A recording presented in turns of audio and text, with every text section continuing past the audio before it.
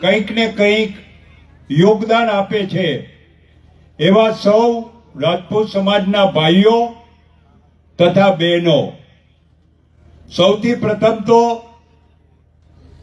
માં ભવાનીનો હું નારો લગાડીશ, એક જ વાર બોલીશ. અને રાજપૂતમાં કહેવાય છે કે જેના અવાજમાં બુલંદી ન હોય ને એના કાળજામાં કોઈ દી બુલંદી ન આવે. રોતો જાય ને એ મુવાના સમાચાર લઈને જ આવે. રાજપૂતનો દીકરો કોઈ રોતલ નથી.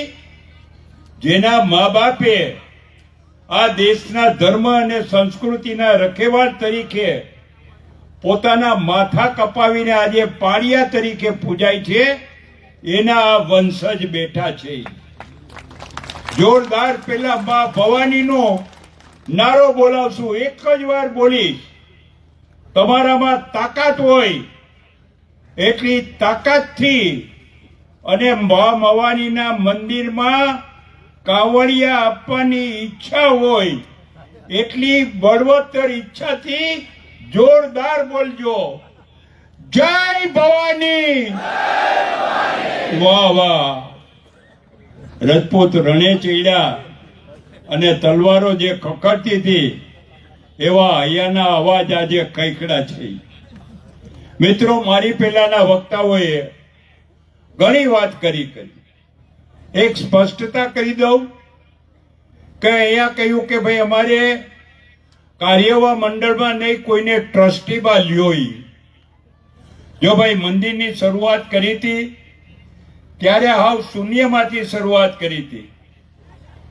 અને હું જ્યારે ગવર્નર હતો કે મંત્રી હતો ત્યારે મેં કોઈ પાસેથી એક પૈસો માંગ્યો નથી. બધા એમ કે વજુભાઈ મંત્રી છે એટલે આપવા પડ્યા, વજુભાઈ ગવર્નર છે એટલે આપવા પડ્યા. કોઈ આપવા પડે એવી વાત નથી. આ મંદિર છે ને, એ મંદિર પાછળનો એક જ હેતુ છે કે સમસ્ત રાજપૂત સમાજ સંગઠિત થાય. પણ સંગઠિત થાય એ પેલા રાજપૂત સમાજે સંસ્કારી થવાની જરૂર છે. સમાજ પૈસાદાર કેમ બને એની જરૂર નથી. રાજપૂત સમાજની જે ભૂસાઈ ગયેલી અને વિસરાઈ ગયેલી કુમારીને ખમીર છે ને, એને ફરી જાગૃત કરવા માં ભવાની સૌને શક્તિ આપે, એના માટેનું આ સંમેલન છે. આ સંમેલન વીરત્વની વાત છે એ કહી. અને વીરત્વ એનામાં જ આવે કે જે વ્યસન મુક્ત હોય. દારૂડિયાને પેલી દારૂનો કોથળી એક દારૂ પાઈ દો, એનામાં કોઈ દી વીરત્વ આવે? જે પોતાના ટાટિયા ઉપરનો ઉભો રહી શકતો હોય એ શું વીરત્વની વાત કરે? શિવાભાઈએ જે વાત કરી ને એ વાત રાજપૂત સમાજને આજે ચેતવણી રૂપ છે. જો એકવાર તમે વ્યસન મુક્ત નહીં થાવ ને તો આ સમાજ હોતો નતો થઈ જશે. અને એકવાર જો આ રાજપૂત સમાજનો યુવાન વ્યસનથી મુક્ત થશે ને તો આ સમાજ જેવો બીજો કોઈ સમાજ ગુજરાતમાં પેદા થવાનો નથી. સમાજ સંસ્કારી હોવો જોઈએ, સમાજ સંગઠિત હોવો જોઈએ અને સમાજ સંપત્તિવાન હોવો જોઈએ. તમારી પાસે સંપત્તિ તો જ આવે છે. તમે ધાર્યું કે કોઈ દારૂડિયો છે, એ દારૂડિયો કરોડપતિ બહેનો કોઈ દી? કોઈ જુગારીઓ છે, એ જુગારીઓ દારૂપતિ બહેનો? કોઈ વ્યભિચારી કરનાર માળા હોય એ કોઈ દિવસ કરોડપતિ બહેનો? મિત્રો, સંપત્તિ ત્યાં જ આવે છે કે જ્યાં સંસ્કાર છે. પેલા સંસ્કારિતતા લાવો. માં ભવાનીનું મંદિર એ ભવાની ધામ ફક્ત મંદિર નથી, એ માં ભવાની સંસ્કાર ધામ છે. માં ભવાની પાસે રાજપૂતનો દીકરો આવી અને આ પ્રતિજ્ઞા લેશે કે હવે હું ક્યારેય દારૂ નહીં પીવું, હું જુગાર નહીં રમું, હું વ્યભિચારી નહીં થાવ, હું કોઈ દિવસ પાન મસાલા ગુટખા કે નશાયુક્ત દવા નહીં પીવું.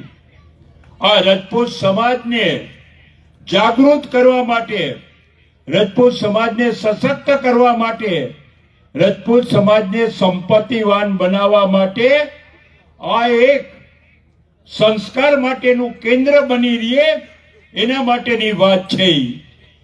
હું શિવાભાઈને કહીશ, હજી તો આ મંદિર માટે પૈસા એકત્ર કરવાની વાત છે. પછી રજપૂત સમાજના જે ગામડાઓમાં પરિવાર રહે છે એ પરિવારમાં 5 દીકરા અને 5 દીકરીઓ, આ 10 જણાનું એક યુનિટ બને અને એ યુનિટનું કામ એ જ હોઈ શકે કે મારા ગામમાં કોઈ દારૂ પીવે નહીં. દારૂ વેચવા વાળો ગામમાં ગયેલો નથી કે એના ટાટિયા તોડી નાખ્યા નથી. મિત્રો, તો જ થાય. ભય વગર કોઈની પ્રીતિ ન હોય, બીક તો બતાવી જ પડે. સારું કામ કરવા માટે થઈને મર્દાનગીને લલકારવી પડે અને એના માટે કાર્યરત થવું પડે. કરી રજપૂતનો દીકરો ગમે આ સમાજમાં જાઓ તેમ થવું જોઈએ કે આ દીકરો રજપૂતનો દીકરો એટલે 5 જણામાં પૂછાય એવો માણસ છે. ગમે એની વિકટ પરિસ્થિતિ હોય તો રજપૂતના દીકરાને કોઈ પૂછે તો રજપૂતનો દીકરો એનું નિરાકરણ કરી શકે. જેને કહીએ કે પરદુખ ભંજન તરીકે કામ કરવા વાળો, સમસ્ત સમાજનું કામ આગળ લેવાનું જ. રજપૂતનો દીકરો ફક્ત રજપૂતને જ ઉપયોગી થાય એટલું પૂરતું નથી. તમે જે ગામમાં રહ્યો છો, જે લતામાં રહ્યો છો, એ ગામ અને એ લતાની અંદર પણ આપણે એને ઉપયોગી થવું જોઈએ. આજે જુઓ, દિનુભાઈ આજે ગેરહાજર છે.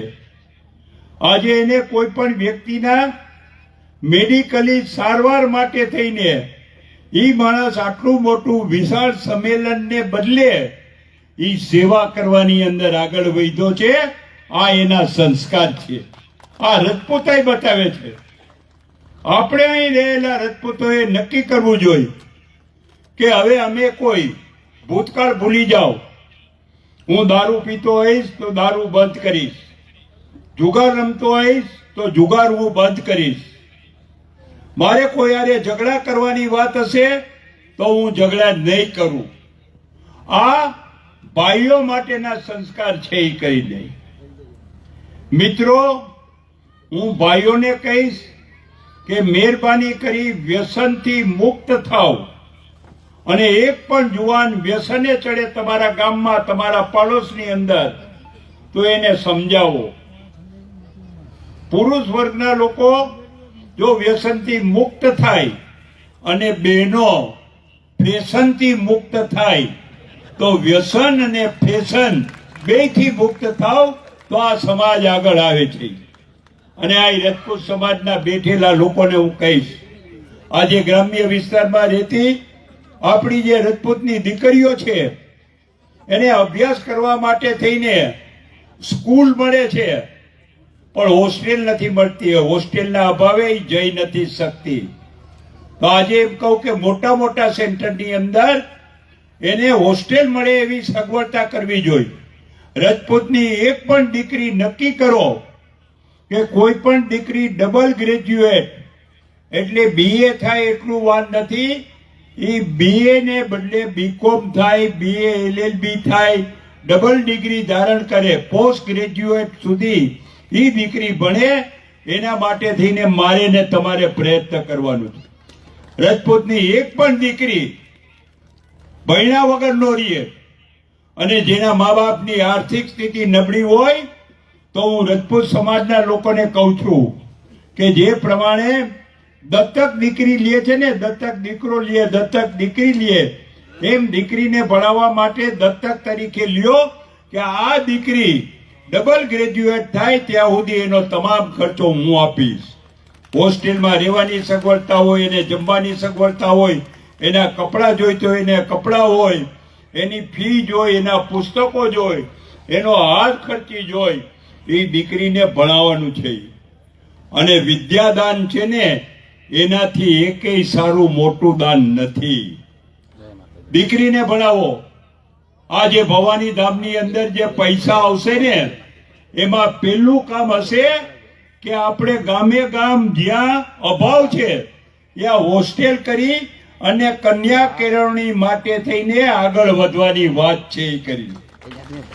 મિત્રો, સમાજે આજે અહીં બેઠેલા લોકોને કહીશ કે જેના બધાને એકો એક પરિવારના સુરાપુરા હોય છે. એ સુરાપુરા કોણ થાય છે?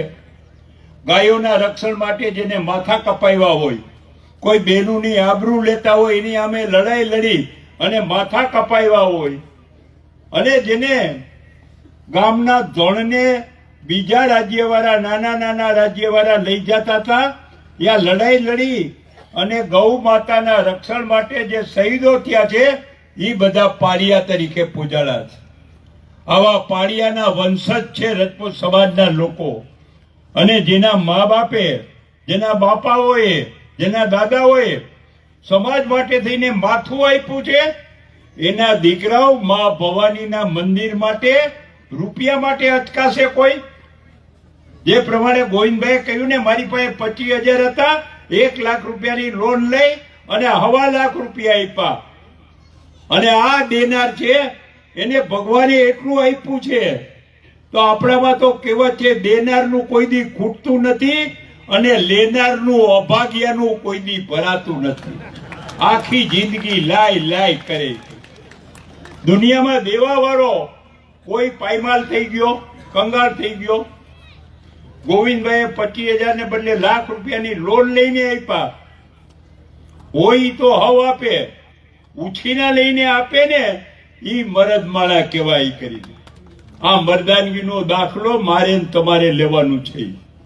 આજે જે આ વિસ્તારની અંદર કારડીયા, સમસ્ત રાજપૂત સમાજમાં લગભગ 90% વસ્તી કારડીયા રાજપૂતની છે.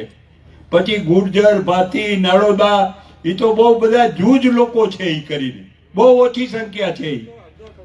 પણ આજે 90% વસ્તી છે, એમાંથી તમારે 50% તો તમારા એ જુનાગઢ, પોરબંદરના 3 તાલુકામાં, અને 120 કરોડનું મંદિર થતું હોય તો વજુભાઈ વાળા ચોક્કસ આશા રાખે કે 60 કરોડ રૂપિયા 3 માંથી તમારે આપવાની વાત છે. અત્યાર સુધી જેટલું મંદિર થયું છે ને, એમાં મેં તમારા કોઈ પાસેથી રૂપિયો લીધો નથી. હજી 35% કામ પૂરું થઈ ગયું છે. પછી વજુભાઈ દોડી દોડીને કેટલુંક દોડે. 88 વર્ષની ઉંમરે એના ટાટિયામાં જોર ઓછું થાય ને, અને આપણે કોઈ સત્તા ઉપર નથી. સત્તા ઉપર હોય તો હવ 10,000 ને બદલે 10 લાખ આપે.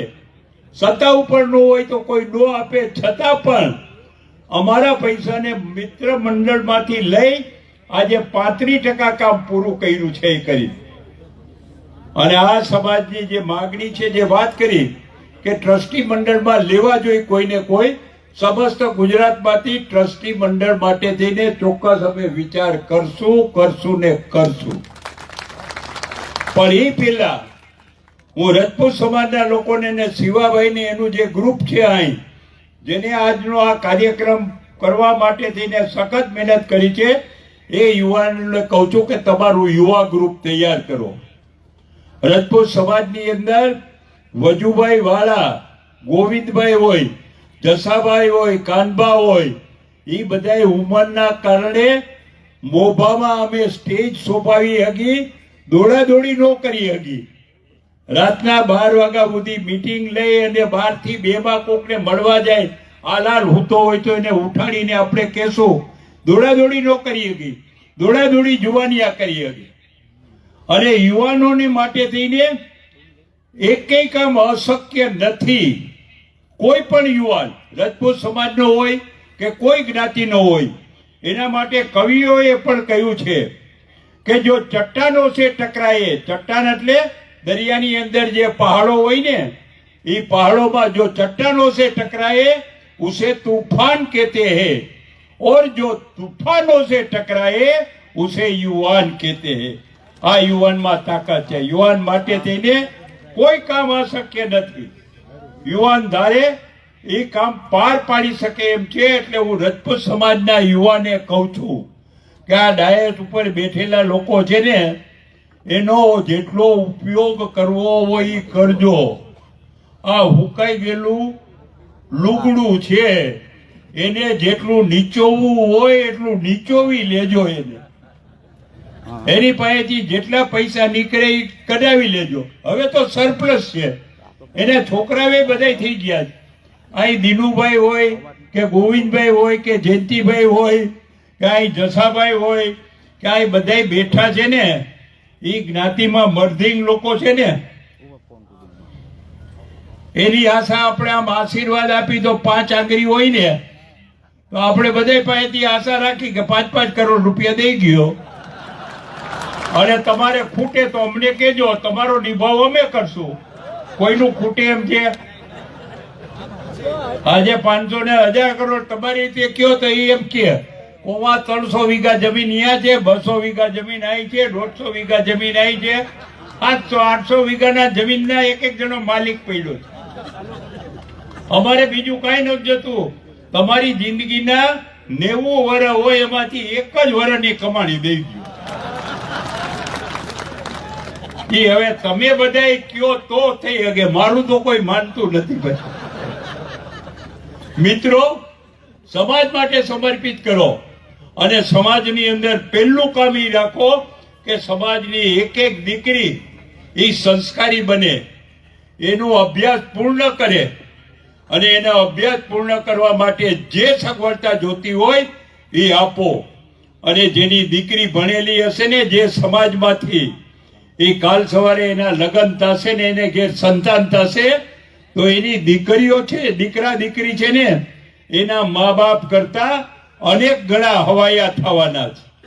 આ પટેલ સમાજના લોકો આજથી કેટલા વર્ષ પહેલા એના હોસ્ટેલોને બોર્ડિંગો થયા, એનું પરિણામ આજે દેખાય છે. પટેલ સમાજની એક પણ દીકરી એવી લઈ આવી દો કે જે ગ્રેજ્યુએટ ન થઈ હોય, બધી ભણેલી છે. એની ઘરે સંતાનો છે, એ ઉદ્યોગની અંદર, વેપારમાં, સરકારી નોકરીમાં બધે આગળ વધેલા છે. તો આપણા રજપૂત સમાજના કેમ ન વધે? હું વખાણ કરવા નથી કહેતો. હમણાં 2 દી પહેલા કડવા પટેલ સમાજના પ્રમુખ ગગજીભાઈએ એને કહ્યું કે ત્યાં જે વૈષ્ણો દેવીનો ચોક કહેવાય છે, મંદિર, ત્યાં એ લોકોએ ઉમિયાધામ બનાવ્યું છે. ઉમિયાધામની અંદર 10,000 દીકરીઓ ભણી શકે, રહી શકે, એને ખાવા પીવાની વ્યવસ્થા, રહેવાની, ભણવાની ને ખાવા પીવાની વ્યવસ્થામાં ફી કેટલી ખબર છે? એક દીકરીનો 1 જ રૂપિયો, બાકી સમાજ આપે. અને સમાજમાં દેવાવાળા પડ્યા છે. એને કહ્યું કે બીજી 3,000 દીકરીઓ માટે થઈને અમે નવી હોસ્ટેલની બનાવી છે, તો અમને એક ભાઈએ 300 કરોડ રૂપિયાની જમીન આ દીકરીઓ માટે આપી છે. એ કહ્યું. મિત્રો જુઓ, આ દિલની ઉદારતા છે ને, એ સંસ્કારિતાની વાત છે. એ કહ્યું. તમારે જો સારા સંતાનો હોય તો એના આટલું ગમે એટલો પૈસો મૂકશો ને, એ હાવ ઓછો પડશે. જો છોકરામાં સંસ્કાર હશે તો કોઈ દી દુઃખી નથી થવાનું. અને જો છોકરાઓમાં સંસ્કાર નહીં હોય તો તમે આ 200 એકર ને 150 300 ને 125 જે ગણિત કરો છો ને, એ તમારું ગણિત એ બધું રાતોરાત ખલાસ થઈ જવાનું છે. પહેલા રજપૂત સમાજ સંસ્કારી બને, અને સંસ્કારી બનાવવા માટે દીકરીઓને ખાસ ભણાવો. જે વાત કરીને અહીં જલાભાઈ એને કે અહીં આટલી જગ્યા છે, અહીં આટલી જગ્યા છે, બધી જગ્યાની અંદર શું શું કરવું જોઈએ એના માટે થઈને તમે પ્લાન ને પ્રોજેક્ટ કરો. જેટલા પૈસા જોશે ને એ હું આ બધાય પાસે આવીને તમારા માટે હું કઢાવી દઈશ. આ મરદ મૂછારા છે ને, મૂછું બહુ મૈડે છે, એને જરાક ચીટીઓ ભરવાની જરૂર છે કે બહુ ભેગા કર્યા છે, હવે સમાજ માટે આપો. અને સમાજને સમર્પિત કરવાની વાત હોવી જોઈએ કરીને. મિત્રો, અહીંયા જે રીતે ભેગા થયા છે, એ તમામ લોકોને હું કહીશ કે હજી આ જે ફાળાની વાત કરે, નોંધાવાની વાત કરે, એમાં તમે કરતા નહીં, એમાં તમે જરાય ઢીલાસ રાખતા નહીં. 1 કરોડ રૂપિયા આપવાની વાત કરો તો મને 1 કરોડ આ વર્ષે આપજો ને 1 કરોડ આવતા વર્ષે આપજો. અને એમાંથી નહીં તમારા ગોરાનું પાણી ઓછું થાય તો મને કહેજો. આ તમારો ગોરો છલકાઈ જાય છે ને, એ છલકાયેલું જ પાણી અમારે જોઈ છે. ગોળો તો તમારી પાસે ભરી જ રાખો, તમારું છે ને એ ભરી રાખો. આ વધારાનું આવે છે ને એ છલકાયેલું જ અમને આપો. તો આજે ભગવાને જેને સંપત્તિ આપી છે એ લોકોએ ખૂબ જ આમાં પૈસા આપવા જોઈએ. આ પૈસા જે આવશે એ સંપત્તિને બદલે સંસ્કાર નિર્માણ કરવાની વાત કરશે. મારી રજપૂત સમાજની એક પણ દીકરી ડબલ ગ્રેજ્યુએટથી ઓછી ભણેલી ન હોવી જોઈએ. જો એક પણ દીકરી ડબલ ગ્રેજ્યુએટથી ઓછી ભણેલી હશે તો રજપૂતાઈને લાંછન લાગવાનું છે. મિત્રો આજે કરો, આજે કડવા પટેલ માં ઉમિયાના નામ ઉપર ભેગા થાય છે.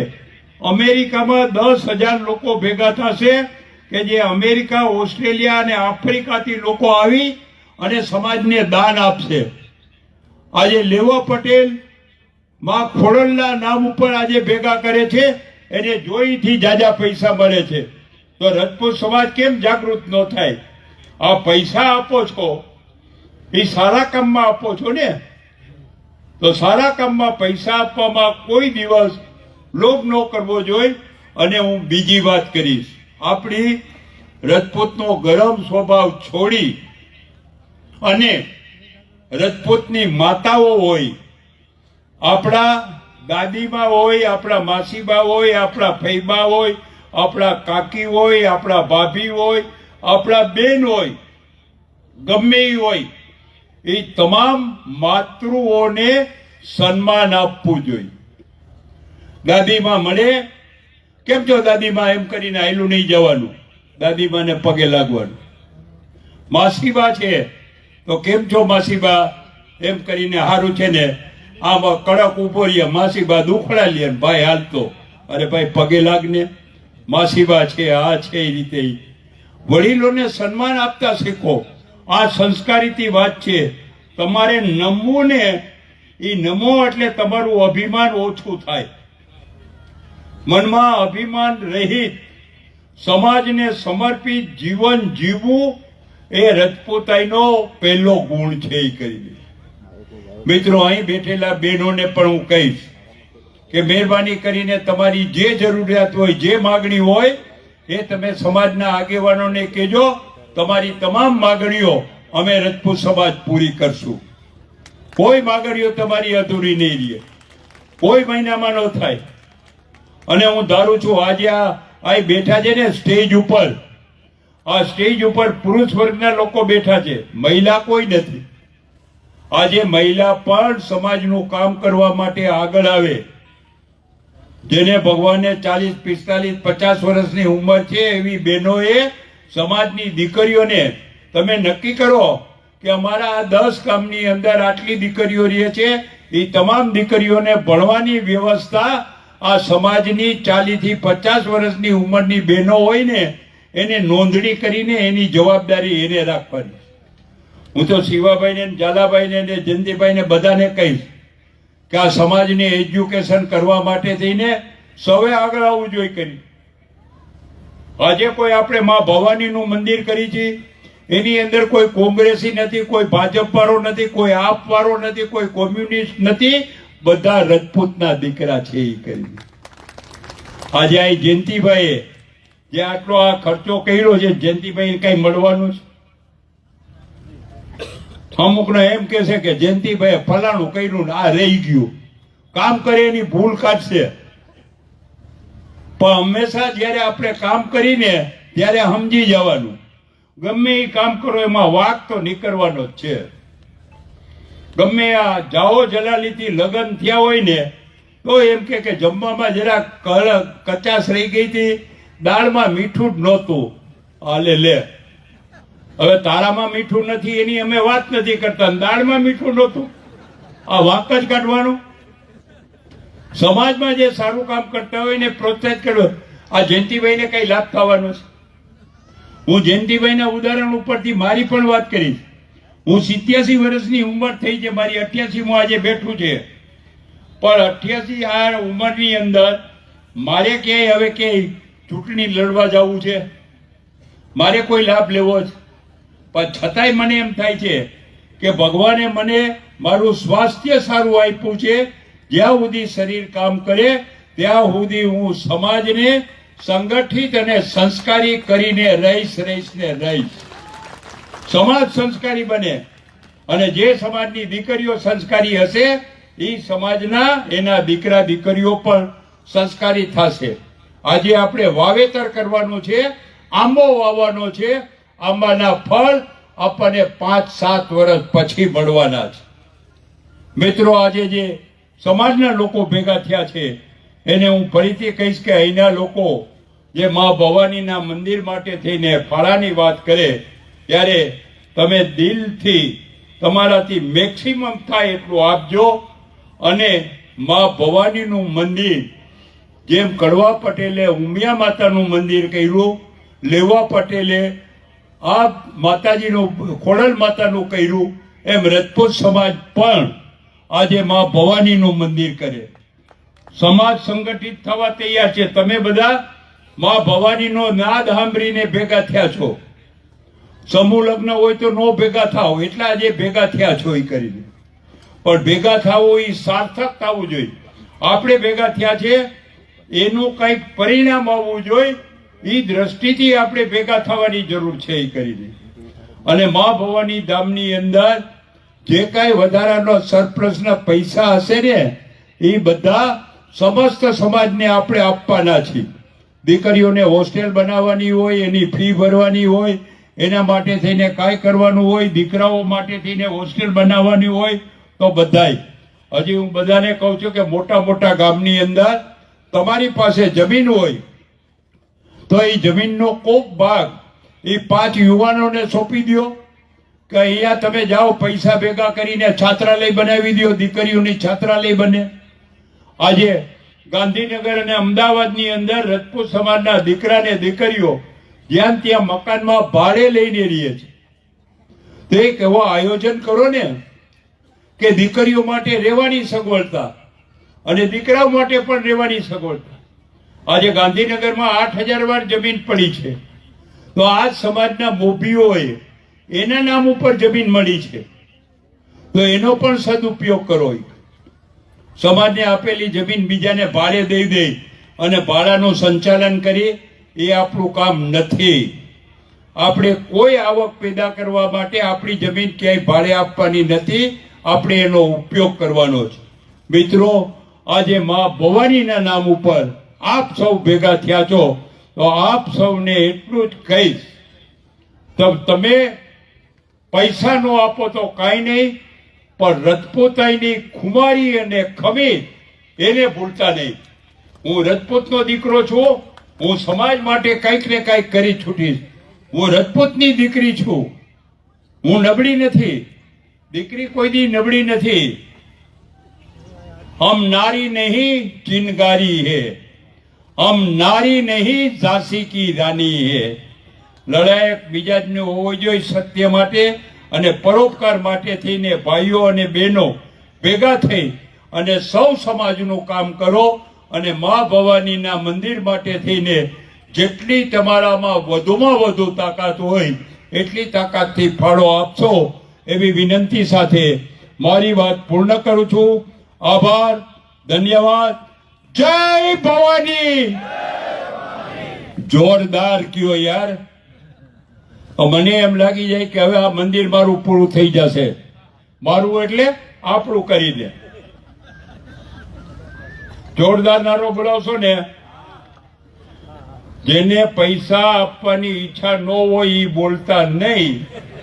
જેને પૈસા આપવાની ઈચ્છા હોય એ બુલંદી અવાજથી હાથ ઊંચો કરી અને ભાઈઓને બહેનો એ આપકે કેટલું આપો છો એ મહત્વનું નથી, આપવું એ મહત્વનું છે.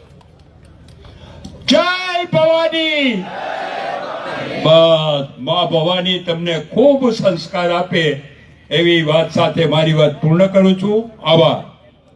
સમસ્ત રાજપૂત સમાજ આ બે જિલ્લાના લોકો ભેગા થઈ અને વસ્તડી મુકામે મા ભવાનીનું મંદિર બને છે એની અંદર મેક્સિમમ ફાળો આપે અને રાજપૂત સમાજ સંસ્કારિતાથી સભર બને એવા ગુણ પોતાના જીવનની અંદર એ પ્રસ્થાપિત કરે આ આશયથી આ સંમેલન બનાવેલ છે, સંમેલન યોજેલ છે. આ સંમેલનની અંદર અહીંના સ્થાનિક જયંતિભાઈએ ખૂબ જ મદદ કરી છે. સમસ્ત ખર્ચ સમાજ માટે થઈને એને પોતાનો જ આપ્યો છે એ કરી. અને અહીં સમાજની અંદર ભૂતકાળમાં મંત્રીમંડળમાં રહી ચૂક્યા છે, ધારાસભ્યો રહી શક્યો છે એવી વ્યક્તિઓ પણ હાજર છે જે આટલા વર્ષો સુધી સમાજની ખૂબ સેવા કરી છે અને આજે પણ સેવા કરતા રહ્યા છે. એવા લોકોએ સમાજને સંબોધન કરી અને સમાજને શિક્ષિત કર્યા છે. રાજપૂત સમાજ શિક્ષિત થાય, સંસ્કારી થાય અને સમાજને ઉપયોગી થાય એ હેતુથી આ સંમેલન રાખવામાં આવેલ હતું. ખાસ કરીને ધાર્મિક ધામની સાથે સંસ્કાર ધામનું પણ નિર્માણ થઈ ગયું. આ મા ભવાનીનું મંદિર છે એ રાજપૂત સમાજની માતાજી ભવાની છે, પણ એ મા ભવાની સંસ્કાર ધામ થવાનું છે.